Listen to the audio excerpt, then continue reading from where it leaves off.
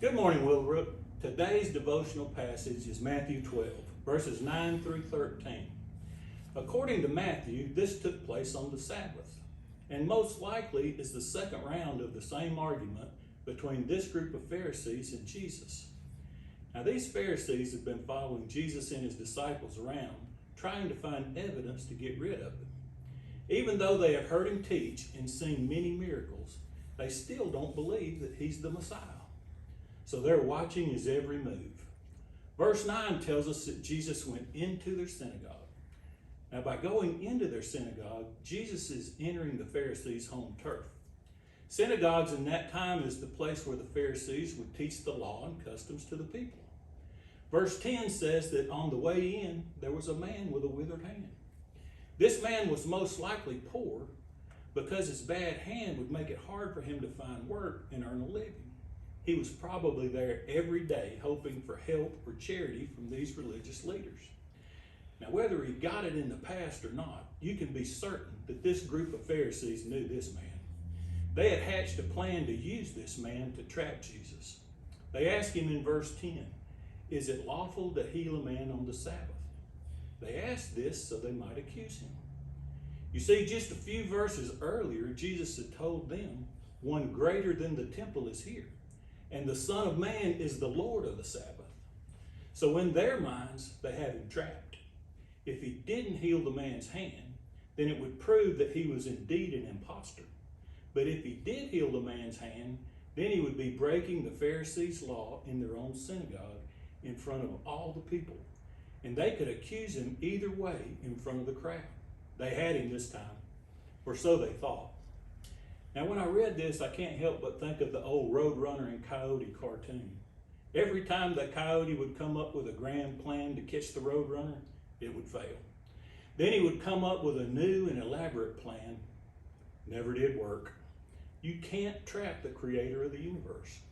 Jesus just turns their plan upside down, and he asks them, "What man is there among you who has a sheep that fell into a pit on the Sabbath that would not take hold of it and lift it out?"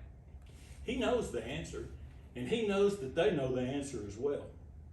Mark's gospel says that they remained silent, so nobody says a word. But everyone knows that none of them would even think about leaving a sheep. So he asked them another question.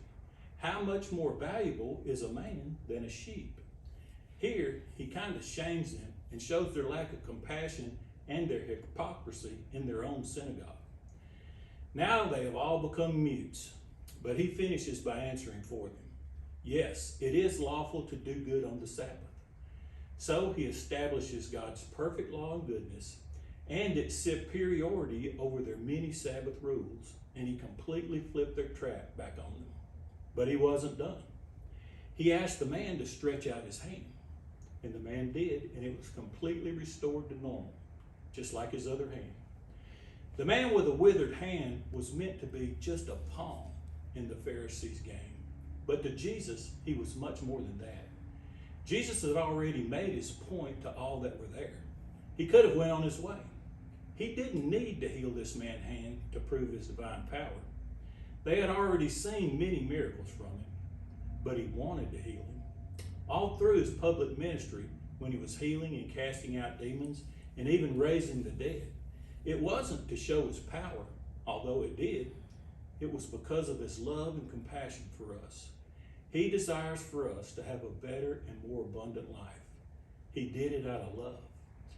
Of course, the Pharisees couldn't understand that, so they went out and conspired to kill him. I think that this miracle of Jesus accomplishes three things. First, through his healing power, he proved that he was who he claimed to be, the Lord of the Sabbath. Second, he had shown the people that the Pharisees' false teachings, and he had undermined their power over the people.